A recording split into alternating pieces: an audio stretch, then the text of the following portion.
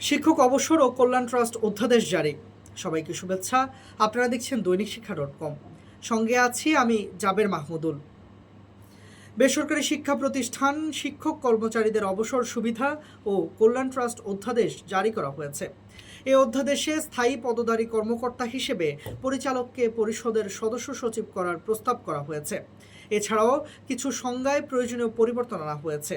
যথাযথ প্রতিনিধিত্ব নিশ্চিত করার স্বার্থে প্রস্তাবিত অধ্যাদেশ দুইটিতে ২১ জন সদস্য বহাল রেখে নতুন ৪ জন সদস্য অন্তর্ভুক্ত করা হয়েছে। বৃহস্পতিবার এই অধ্যাদেশ জারি করা হয়। এই অধ্যাদেশের নাম বেসরকারি শিক্ষা প্রতিষ্ঠান শিক্ষক কর্মচারী অবসর সুবিধা বোর্ড অধ্যাদেশ ২০২৬ এবং বেসরকারি শিক্ষা প্রতিষ্ঠান শিক্ষক কর্মচারী কল্যাণ ট্রাস্ট অধ্যাদেশ ২০২৬।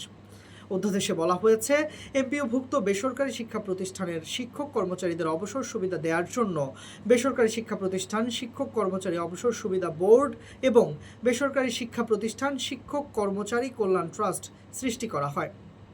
অবসর সুবিধা বোর্ড এবং কল্যাণ ট্রাস্ট পৃথক দুটি পরিচালনা পর্ষদ দ্বারা পরিচালিত হয়। ধন্যবাদ।